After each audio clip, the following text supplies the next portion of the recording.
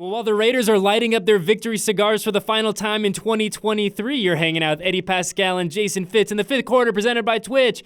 And Fitz, 8-9, that's where your Las Vegas Raiders end up. They handle business today at Allegiant Stadium, 27-14, taking down the Denver Broncos to win 8 in a row against their division rival. More on that in a little bit. But we were talking about it before we started rolling, man. 8-9, certainly not where the Raiders wanted to end up in 2023. But to your point, feels a whole lot better than 7-10.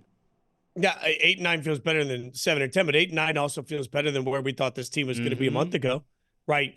How often were we sitting here saying, oh my God, are the Raiders going to be a top 5 pick in the NFL draft, right? Like we were genuinely looking at that, and now you get this sense. And to me, I'm a big believer. I was sitting there watching with a bunch of people from Yahoo today. We're watching all the football games. And one of my producers, big Broncos fan, and he said, why do you want to win this game? And I said, you know what? You only have so many Sundays in your life that you get to sit back and watch your favorite team play. And when it's all said and done, I like to have watched more Sundays that were good than bad. It's a very simple thing for me. But I also think that there is this moment of carry forward. How do you feel? Like when you look at the way some of the players on this roster have developed, when you look at some of the young guys that continue to become stars, when you look at sort of the step up that we've seen from so much of the roster, I want to feel like the Raiders are close to competing. And today, as I watched across the landscape in the NFL, I think they are. I mean, the Steelers made the playoffs this year. I do not think the Steelers are a dramatically better football team than the Raiders. So, I look at it and say 8-9, part of what that gives you is some level of encouragement going into free agency in the draft that there is something to build on. Let us stick with the young guys real quick. We look at today's game, and really kind of the microcosm of the year fits, but you look at today's game, Zamir White goes for 112 yards. We've seen a substantial leap for Malcolm Koonce. Jack Jones is out here playing at an incredible level. I mean, this is what we wanted to see over the latter half, right? We wanted to see development. We wanted to see maturation. We wanted to see incremental, tangible improvement. And specifically on the defensive side of the football, again, we saw it today. And it feels good. And look, I know no one is going to throw a party and celebrate the fact that the Raiders finished 8-9, right? Certainly not where we wanted to end the season. But all the same, we go back and we talk about kind of the goals, the objectives after November 1st, right? When Antonio Pierce and Champ Kelly kind of became the captains of the ship, so to speak. And I feel like we've seen a lot of the things that we've wanted to see. And it hasn't been pretty every week, right? I don't even want to bring up now in the grand scheme of things what that Vikings win could have meant to the 2023 Las Vegas Raiders. But all the same, by and large, we have seen a lot of improvement, a lot of growth, specifically from the dudes on defense. So were you ever a big Madden player, Eddie? Yeah, I mean, I think everyone goes through that phase, right? I mean, our friend Bryce Butler and I were playing in, September, October, and I humiliated myself. But yes, in general, I did go through Madden phase like everyone does, yes. Okay, yeah. No, I went through like a phase where I played Madden for money, all right? So, like, Madden was a big deal for me. Like, I was quite the king on the sticks. Look at the old. I know. But here's the reason I bring it up is because if you ever played in franchise mode, you understood that there was a period at the end of the season where you would spend hours on the game, not even playing a game. You are just playing the essentially like the Sims portion of the game when you're going through and you're trying to figure out how to improve your roster. For all of the wins and losses that have happened, one thing that you see today, to the point you just made, is that you've now started the next portion of the game of the season, which is where does this team stand today? Now, we're going to have plenty of time over the course of the next few months to break that down. But the pieces that you mentioned, I don't know that we knew 2 months ago that Malcolm Koonce was going to become a foundational part of this defense. He absolutely is. We certainly didn't know when Jack Jones was acquired that he was going to become a foundational piece of this defense. I believe he certainly is. Right now, as we stand, I look at it and say the running back position, certainly, if the Raiders are going in next year as Zamir White's team, that's great. That's amazing. We did not know that a couple of months ago. So I do think it's significant. There's a bit of a so what, now what? Okay, this season ends at 8-9. Now what? And the now what of this is there are several pieces here that I feel like you can genuinely build on moving forward, which changes the entire way you approach this offseason. No matter what happens with the coaching situation, there will be essentially, in air quotes, new regime. Even if it's the same regime, it's a new regime because now we've got an offseason where they have the chance to implement what they want. That regime comes in with a lot of tape on young guys and the ability to decide to build on them instead of necessarily tearing everything down and starting all the way over. Real quick on Zamir White, Fitz, he goes 25 attempts, 112 yards today, 4.5 yards a carry. That will work. And big shout out to Colton Miller, who we talked about last week. Colton returns to the starting lineup. And boy, we talked about it, man. For a guy who's clearly not 100%, who is going to gut through it. I mean, going out there and you see the difference of what this guy means to this Raiders offense, this Raiders offensive line. But this one just crossed the wire, Fitz. And we talked about, during the Antonio Pierce, Champ Kelly era, air quotes, what we wanted to see, right? And we wanted to see energetic, committed, passionate football. We wanted to see cleaner football. We wanted to see better execution. How about this? Your Las Vegas Raiders finished the season with a league low, put that in all caps, league low 75 penalties after their second game today without being penalized. It is the first time in franchise history they have ever had the fewest penalties in the NFL. How about that? Crazy. So does that mean that the conspiracy theory of the Yes, can we put this to bed now? Put it to bed. To be very clear, particularly now, you have one of the, I think this is fair to say, you have one of the edgiest Raiders coaches we've ever seen. You've had somebody that on the sideline personifies, and the reason fans, me included, have all fallen in love with Antonio Pierce is he personifies everything we feel as fans, right? And he's standing on the sideline leading this team, and you had no penalties today? None? Not a single time? So, maybe we could start to accept the fact that most years the reason you lead the league in penalties is because you're not a disciplined football team. And now this year, you've got guys that are coming out playing aggressive, but playing within the limits of the law. It's just got to say it there. Just got to throw it out there. 100%, man. And we talked about, and we heard from a lot of people. I mean, you hear kind of some of the fans say, hey, what does today kind of mean in the grand scheme of things? And the one thing that I kept going back to is a point that you brought up 2 weeks ago, maybe 3 weeks ago, where you say, hey, if you have an opportunity, if you beat the Denver Broncos, you're Antonio Pierce, and you can say, I have beat every team in the division. I shouldn't say we have collectively beat every team in the division in the past, 5-6 weeks? And so it means something to Antonio Pierce. I mean, we've seen the video start to trickle out of the locker room of guys enjoying the cigars, and I think the most important part of that video, Fitz, is the legends, the Raider legends that are in that locker room. Charles Woodson's down there. Freddie B is down there. My guy Jim Plunkett is down there. I think to your point about AP personifying what a Raider is, right? AP has an understanding of what makes this place unique. AP has an understanding of, we're going to do it a little bit differently. We're going to keep our guys, all of our guys, from the 70s, from the 80s, from the 90s, from the early 2000s. They're all going to be a part of the party. So the fact that everyone is enjoying their last victory cigars of the regular season, and all those OGs, all those gold jackets are down there, very, very cool deal. Yeah, it speaks to identity. And I think one thing we have to accept, and you and I have jokingly talked over the course of the years about the Raider, whatever the Raider way is, right? Mm-hmm. Everybody wants to talk about what that means. And what we forget sometimes is that in the 70s and early 80s, particularly, it meant winning, right? It was all above and beyond everything else. The results were accepted because they were great, right? Everybody knew you won football games. We've lost some of that. And through the course of this, you got to find out as a franchise what your identity is going to be when you try to win football games. Now, is your identity going to be that you do things a certain way? Is it going to be that you're different, or is it going to be that you assimilate into the rest of the NFL? I think there is a logic to both. For Antonio Pierce coming in, he's basically saying, this is the brand. This is what makes us different. This is why people want to play here. This is why people want to be here. Vegas, a place that I know very well, a place that you live in. I think Vegas is a place also that sort of identifies with part of that personality. That's part of the win here. It's the personality of the Raiders and the personality of Vegas aren't necessarily that different in many ways. I think this is an opportunity. You see it sort of brings it together. Old Vegas, new Vegas, old Raiders, new Raiders. It all comes together in this moment.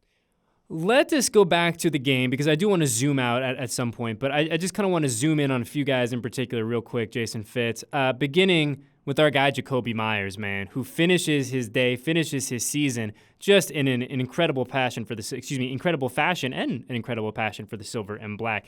Jakobi, let me pull it up real quick. Where are you, Jakobi Meyers? There you are. 3 catches, 33 yards, 1 touchdown. Let us not forget the rushing touchdown as well. So give him 2 on the afternoon. Man, Jakobi's been such a valuable asset to this team, right? I was talking with some of my Broncos buddies during the game, and they go, boy, what is it about us, right? When Jakobi plays the Broncos, that he just has his best games.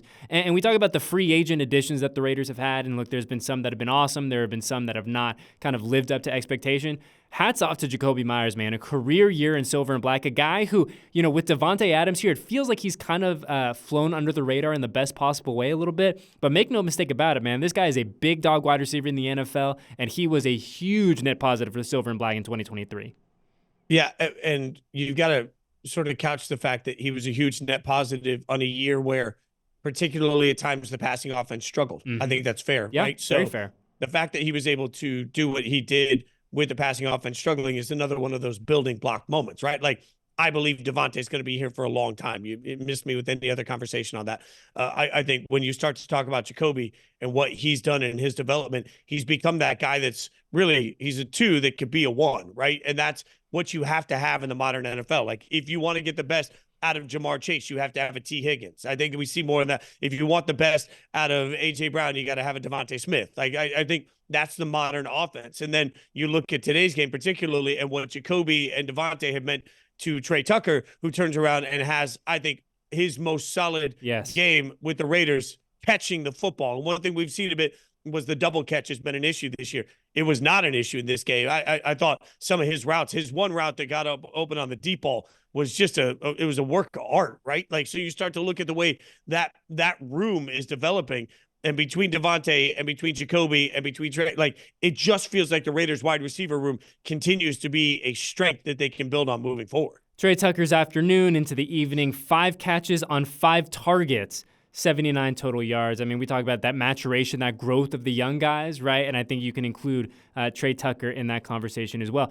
We go back to the game itself, Fitz, and kind of a funky start to it. It kind of feels like both teams. You know what it felt like a little bit is those boxing matches. You're kind of feeling each other out for the first couple rounds. Not a lot of action, nothing too exciting. You just don't want to make that fatal flaw, that fatal mistake that's going to end up with you on the mat there. But Raiders ultimately get it together, man. And we look at the 27-14 final score. Didn't really feel that close at the end. The Broncos get that final touchdown there in the fourth quarter. But, really a game, if you're the Raiders, that I think was the perfect encapsulation, the perfect embodiment of what worked in 2023, right? I said going into this game, and I get to feel smart for once, Fitz. I said going to the game, if the Raiders can hit 100 yards on the ground, if they can take advantage of the fact that the Broncos have had trouble all season stopping the ground attack from the opposition. If the Raiders can take advantage of that fact, I like their possibilities. Raiders finish with 129 yards on the ground. They go for over 4 yards a carry collectively.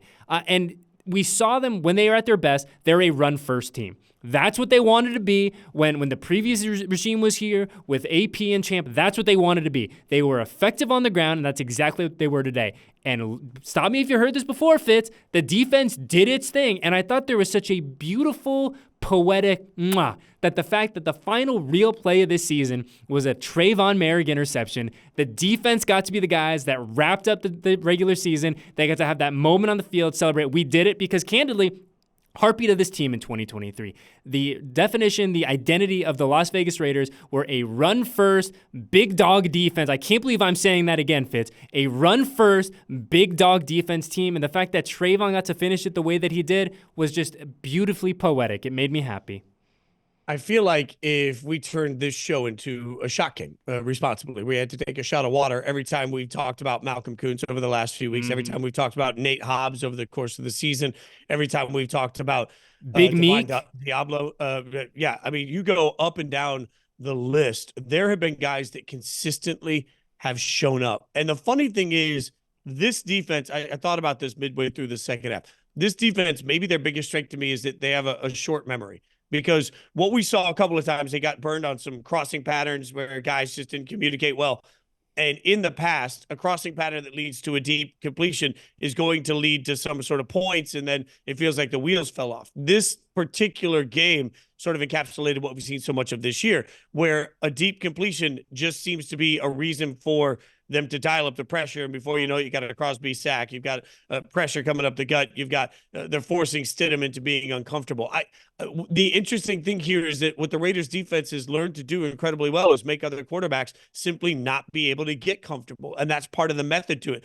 It seems like offensive coordinators facing this defense have a problem getting in a rhythm. Like, it's stunning to me because the Raiders defense seemed to have a hole for the entire back half of the season where you could run against them and nobody could ever expose them, because when you need to run against them, You can't, right? So it's really interesting to me the way this defense is put together. It's interesting to me how hard it is for other teams to get a vibe on this defense. Like Patrick Graham, I will say for one more time this year, there are a lot of people that owe a huge apology, fans included, to what they've been saying about the defensive coordinator, because last year it didn't look good enough, and everybody's like, oh, fire the guy, he's a bum. And now you sit there and say, oh my God, he's brilliant. He could get head coaching interviews. Yeah, because it takes a minute to learn his defense, and you got guys flying around on it. Like, if they're able to maintain any continuity going into the next season with this defense from a coaching standpoint, from a player personnel standpoint, God, I feel great about it. And you and I were talking before we started rolling too, like I don't think it's out of left field or this crazy scorching hot take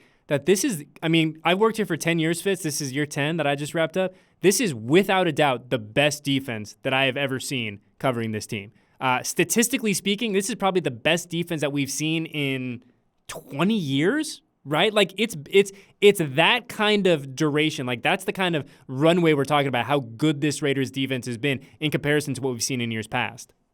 Yeah, this is a defense that could have won a Super Bowl. It could have. They had the necessary things to be that good. And look, I think there are pieces that you're going to continually augment. And as we all start to read a million mock drafts, everybody's going to talk about the same things. Mm-hmm. Interior of defensive line, interior of offensive line. These are constant conversations. You know, everybody's going to constantly say, they need another corner, all of these things. But I just feel like what you learned here over the course of this year is the one thing that we undervalue as media and fans when we talk about teams is practice. And we undervalue what the organization can learn in it and what coaches become trustworthy of because of it. I felt like this was a defense that really trusted guys to go out and try to make big plays. And that led to the swarming. That led to, you know, we saw a couple of times here again where coaches were sitting there with Jones on the sidelines as he's coming over, talking him off the ledge a little bit, right? Like you see this. They have found a way to get the most out of everybody and put everybody right on that Max Crosby frenetic pace of like chaos, but chaos with control. That's hard to do, man. And I think that chaos with control defines what this defense looked like this year. Yeah, and it was, man, as a fan, right, as someone who's in the building and just wanting to watch fun, exciting football, this defense was a ton of fun, man. And you can really zoom out and you look at this 2023 Las Vegas Raiders team, and like we talk about a bunch, they're going to come up a little bit short of the goals that they had at the start of the season, right? But if you think, if you go back and think of all the ups and downs and obviously the big mid-season changes, some of the changes that we had leading into week one, people forget about that. You talk about all the bizarre things that happened to this team. One thing that was certainly never up for debate, especially once Antonio Pierce took over, was the heart of this team. There was not 1 minute, there was not one series where there was a lack of heart from your 2023 Las Vegas Raiders. And I think that regardless of what happens over the next 2, 3, 4 weeks, Fitz, I think that is the one lasting legacy of this team. Is this was a team that laid it all out there. There was no lack of passion, no lack of energy, and every single dude in that locker room was driving in the same direction, swimming in the same direction, and they just came up a little bit short, and that's okay. I feel like when you talk about this defense too, you've got to have the context of what we saw across the league today, week 18. Right? It's pretty easy for teams to lay down. And you saw the teams that have quit and you saw the teams that haven't. And to me, defense is such a mindset. Aggressiveness is such a mindset. Getting after the quarterback is a mindset. The Raiders came in with a more urgent mindset than Denver. And I want to, like, just because fans yell so much, I want to name one other name that I think is important in this situation, because Tyree Wilson, yet again, comes up with a sack and a tackle for loss. And I'm looking at the stat sheet right now. 4 quarterback hits in this game for Tyree Wilson. And it's just a reminder, because you mentioned week 1 looked a lot different than we thought it was going to look, right? Like this was not the game that this was not the team we thought we would see coming into week 1 because of the issues that were there off the field, right? I just think that it's a reminder that it takes a minute. It takes Tyree Wilson disrupted a couple of times today, and I kept thinking, man, I'm really excited for the kid to see what an offseason could do, to see what the opportunity to work with Max through an offseason, to work with these coaches through an offseason, just to see what it's like to become a pro through an offseason. Like, it's just another nugget of of no quit in the way this defense is put together. And really across the board, Fitz, we talk about the vibes, and I was talking to I did our friends with the Broncos. I did their kind of pregame show earlier in the week, and my friend Sydney over there was asking me. She goes, "But how would you kind of describe the change in X for the Raiders since AP got here? Right? What is like the biggest difference that you've seen?" And I just told her, I was like, "Look, it's not the most philosophical or scientifically based type thing. It's the vibes." Right? It's the body language. It's the enthusiasm. It's seeing Hunter Renfrow on the sideline with a big smile, right? It's seeing at the end of that game, right? The broadcast is showing AP going down the line, dapping people up. It's Josh Jacobs who isn't out there being in Zamir White's ear, right? Hitting him on the helmet, getting his guys rolling. It's Jimmy Garoppolo for if you're any type of normal human being checking out, wearing your fancy suits and living a fantastic life and have nothing to do with football. It's Jimmy G being on the sideline, being the ultimate hype king, getting Aiden ready to go, being there with Brian Hoyer to build this guy up. It's just all the things that don't necessarily, show up on the stat sheet, Fitz, but you just see and you say, this is how it's supposed to look. This is a group of dudes that like each other and are really enjoying being together. And so for me, man, it was just so much fun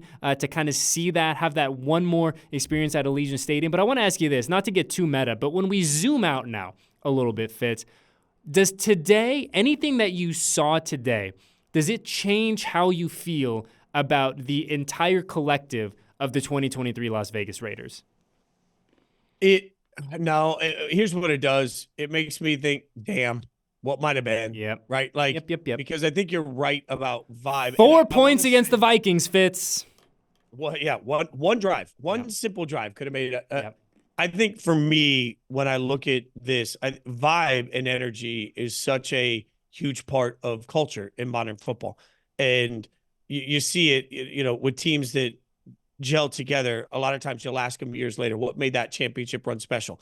And so often the answer I've gotten when I've asked guys that very question about championship years, they'll come in and say, there was just something special about that group of guys. We came together. And, I know I reference it all the time, but when I talked to Max after the Bisaccia year, and I asked him what happened, and he talked about the guys coming together and how they bonded together.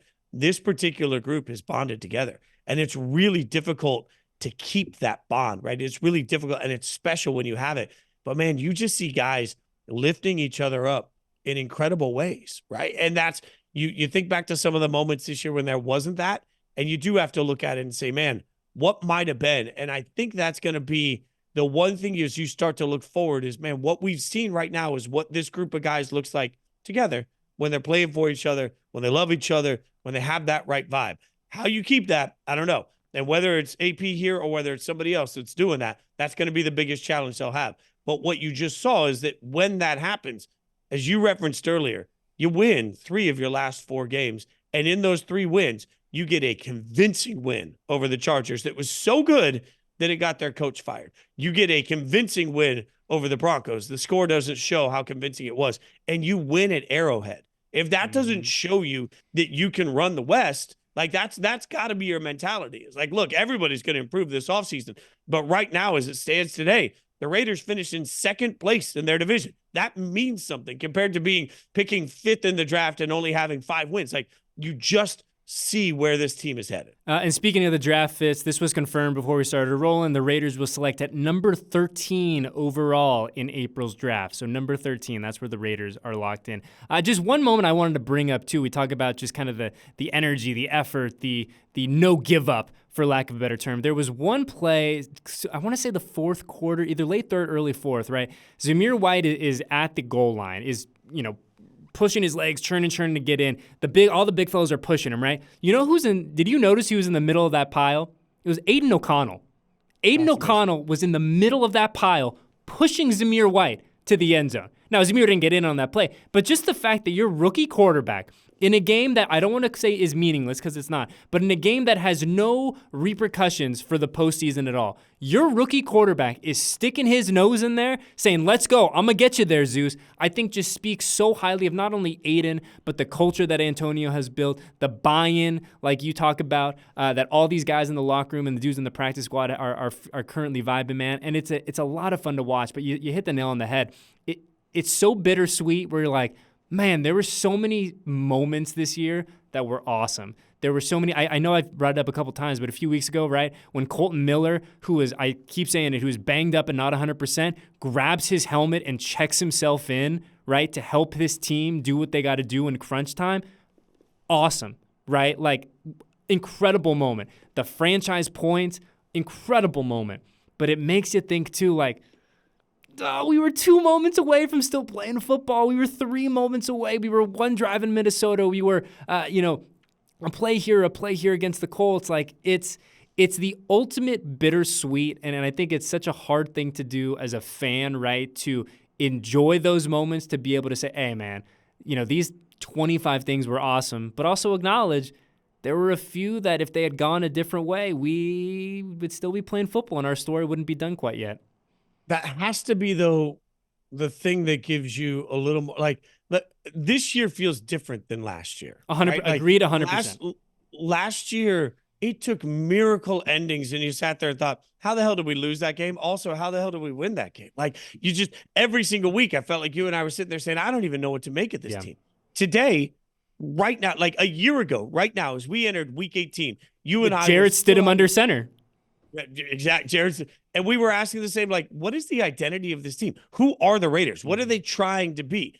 As we sit here right now, I can't tell you what's going to happen. You can't tell us what's going to happen. We don't know what's going to happen. I should say that loudly. But as we sit right now, I know exactly who this football team is. I know exactly how they're built. I know exactly what they try to do. I know exactly how they try to beat you. I know exactly what their identity is. Like, I can look at my favorite football team for the first time in several years at the end of the season, and I can say, yeah, I know exactly what they're building. That's a different feeling. And it reminds me a little bit, to go way back in the history for you, but not for a lot of fans.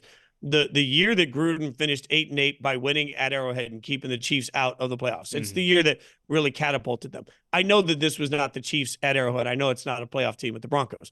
But the similarity was that at the end of the year, that team felt like it was fighting for something. That team felt like it was fighting for each other. And that team felt like, you just felt like, man, you're right on the edge. You're right on the edge.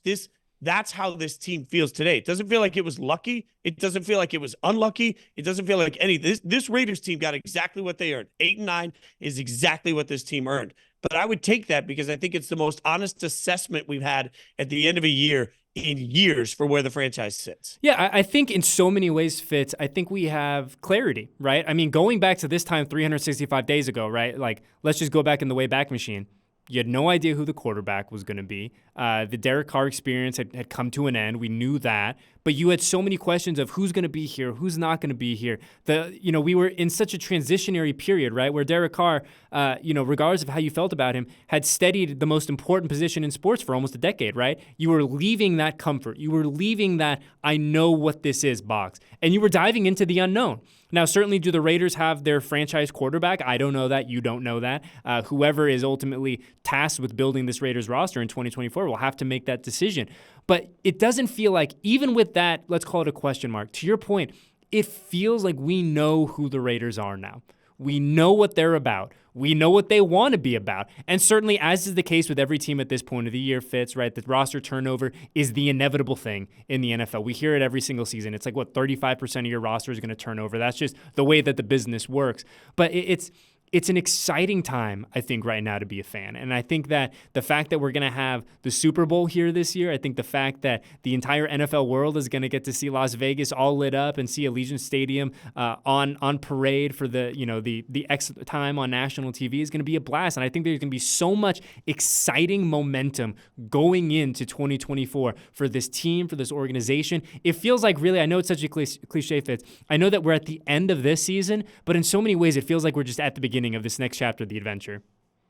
So last spring, a lot of Raiders fans that listened to my hits on Raider Nation Radio came at me at the time, because I made it pretty clear. I felt like the Raiders were in the beginning of a 2-year rebuild, and they needed roughly, 18 new starters. I mean, I'm not trying to be over dramatic. I just felt like a lot of the defense needed to be overhauled. A lot of the offense needed to be overhauled. We just hadn't seen anything yet. And as we start to look now, I think part of the difference when you talk about this team is that if you told me right now we were just rolling this entire defense out next year, Like when you mentioned what you said at the beginning of your statement there was that we don't know if the next regime is going to bring in a different quarterback. Here's what I do know.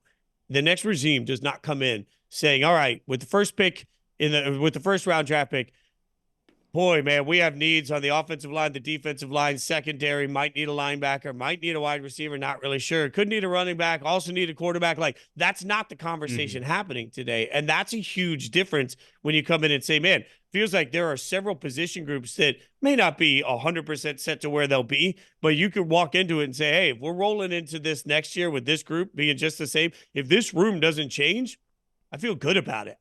I haven't said that as somebody covering this team in years. I think that's the biggest difference for me. It's like, I feel like there are foundational pieces all over the place that you look at and say, yeah, hey, I think for the first time since I remember there was this conversation years ago when at the time it was Carr, Mack, and Coop. And everybody was saying after the first good year, they're like, how are we ever going to pay all these guys? I think we are starting to get to a conversation where now we can look at some of the young guys and say, oh man, this is awesome, because in a year or two, there are going to be some tough financial decisions that have to be made about young talent that's playing better. Like, this is what you should want, right? Like, so I think that's the exciting part about this, is it just feels like this isn't rebuild mode. This is tweak mode. And that's a much different process. Real quick, a Zamir White stat that just came through that I feel like we got to share because it's awesome. Zeus has notched his second career 100-yard rushing performance in just his fourth career start. He is, drum roll please, the only player in Raiders history to record 200-yard performances in his first four starts. There have been a lot of good running backs that have come through this place, man. A lot. And Zamir is the first one to have that kind of feather in his cap, man. When we look at 2023 Fitz, because unfortunately the reality is there is no more football for us to discuss in terms of the silver and black in 2023. The offseason program, the draft, the combine it's all gonna be here before we know it. But in terms of Sundays and getting fired up for a game day, we are gonna go into hibernation. We are gonna wait. We are going to lick our wounds and hopefully come out bigger, better, and stronger than we finished this season. But going back to 2023, and we talk about the moments, and there's been a lot of exciting moments. There's been a lot of great moments.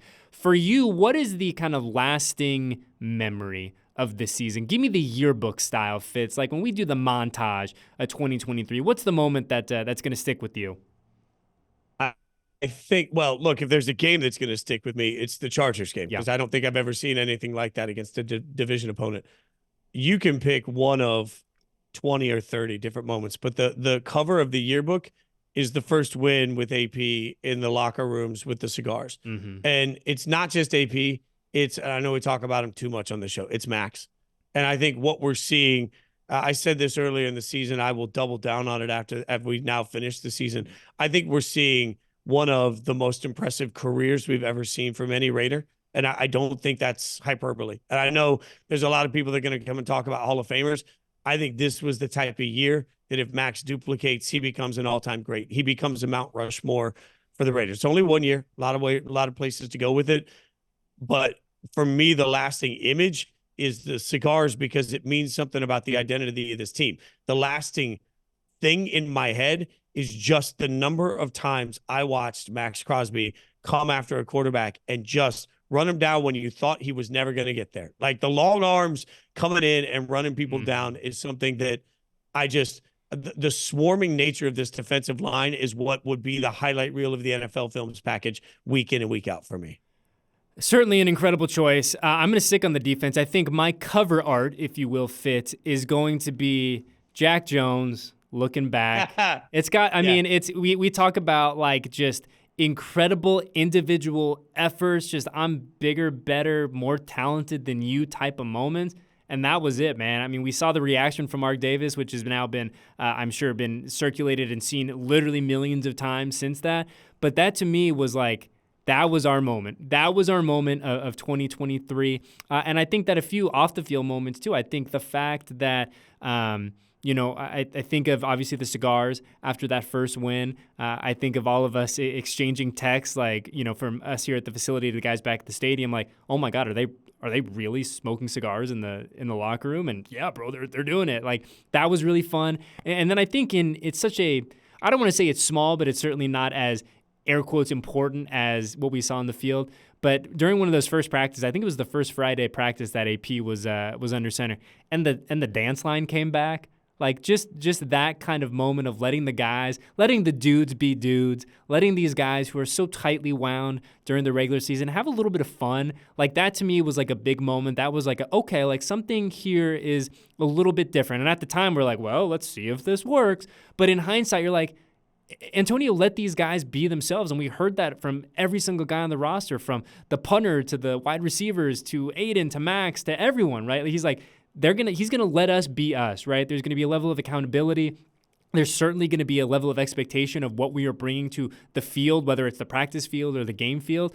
But it was just those moments of going back to the vibes. I think that's what I'm going to remember, Fitz. Like, I'm going to remember the good times. That's what I'm going to remember. Let me say one thing about Antonio Pierce to me. When the only thing you know how to do is be 100% authentic, I think the only thing you know how to do is also let the people around you be 100% authentic. Mm-hmm. Like, Antonio Pierce is not polished. He's not like so many coaches that have the right thing to say at the right time every single time, right? He's not the guy that you feel like knows the camera's on him, so he's putting on a show. He's not the coach. We got him down in Houston for the college football national championship game. I just dealt with Harbaugh for an hour of my time yesterday, and you just want to talk about somebody that like he's closed off, right? Like Antonio Pierce is the opposite of that in so many ways, and I just think that hit the pulse of these guys, because he's standing on the sideline saying, I got this chance and I got nothing to lose, so I'm going to be me. And it felt like that's the message that resonated for every single person that stood on that sideline. I got this chance. It's my chance, and I'm going to be the most authentic version of myself. Like I think even the stars have been more real to who they are through this. Like even Devontae has been more Devontae in this process. Like AP only knows how to let people be authentic. That's the reason. Like that'll be whether he ends up being the head coach for the next 20 years or whether this was just an incredible run. I want to remember that portion of this team, because I think that's the essence he uniquely brought to this franchise. I mean, going back to, in the way back machine Fitz, following that Dolphins loss, right, where we heard from Tyreek Hill and he said, look, I know that we won, but he goes, these Raiders are different. Right? Like something is different with them. And you look at what was different, it was Antonio Pierce, right? So a lot of fun, a lot of great moments. Like we've talked about a bunch, man. Unfortunately, the Raiders come up just a little bit short in their grand goals of 2023, but they win today 27-14. It was awesome to give the fans something to celebrate on the way out today. You beat a division rival for the 8th time in a row. Yes, the 8th time in a row, which is pretty incredible in the modern NFL. But big shout out to AP, man. Big shout out to every guy in that locker room. It was a lot of fun. It wasn't pretty all the time. We've certainly talked about the moments that it wasn't pretty, the moments that it hurt to watch on certain sides of the football. But overall, man, we had such a blast. And it was such a blast to hang out with you. We do this every, what is this, year 3, Fitz? Is this year 3? Yeah, it's year 3. Golly. Year 3. Golly. And it's fun, man. It's such a blast to hang out and talk football. And obviously, I do prefer the days where you're sitting here in the studio next to me, but I will settle for the Zoom version since I know you're a busy man. But, dude, just a blast in general. Always fun to hang. Always good to chop it up. And you hit the nail on the head, my brother. We got a lot to talk about over the next couple months. In terms of intriguing storylines, whoo! Your 2024 Raiders are not going to lack in that department between now and that last weekend in April. But Fitz, for the last time for a couple weeks, because we are going to see you out here for the Super Bowl, correct? Can you confirm that officially? Yeah. I'm officially out for the Super Bowl. I'll be out there hanging out for the Super Bowl. And look, I'm badgering you. We're going to we're still going to hang out. Like if I can talk about my favorite team with my brother, I'm going to do it. Officially official. Fitz will be here for the Super Bowl. But between now and then, Fitz, for the final time, where can the people find you and all the work that you got cooking? Well, follow me on social media at Jason Fitz, always easy. And then check out all the work we're doing at Yahoo Sports. A lot of cool stuff out there. Quick hit video reactions. And I'm on every Saturday morning on Fox Sports Radio with the fellas from 5 to 9 a.m. Eastern. Always talking about the Raiders there too. Somehow I work it into every conversation. You all know that. But check out the work there, man. Yes, and we appreciate you. And come hang out with us, because I'm sure we'll be doing stuff throughout the offseason. Like I said, we're going to certainly take a little time to kind of reassess, reevaluate. And like we said, a lot of big decisions come in the next couple of weeks for the Silver and Black, but we are going to be here the entire time to break it all down. So for the final time, and this always confuses me, right? Because the final time of 2023, but it's also 2024. It's just not the as 2023 season. Yeah, for the final time in the 2023 season, for Eddie Paskal, my guy Jason Fitz, everyone else at Silver and Black Productions, just a genuine, heartfelt thank you to everyone that not only watches and listens to our little program, but also the folks behind the scenes that help it actually exist, right? Because Fitz and I, we just do all the talking and yammering, but in terms of the actual talent of getting the show off the ground, we got nothing to do with it. So a big thank you to all those people at Silver and Black Productions. And like I said, man, we will see you very, very soon. And before you know it, it'll be time for another episode of the Fifth Quarter presented by Twitch.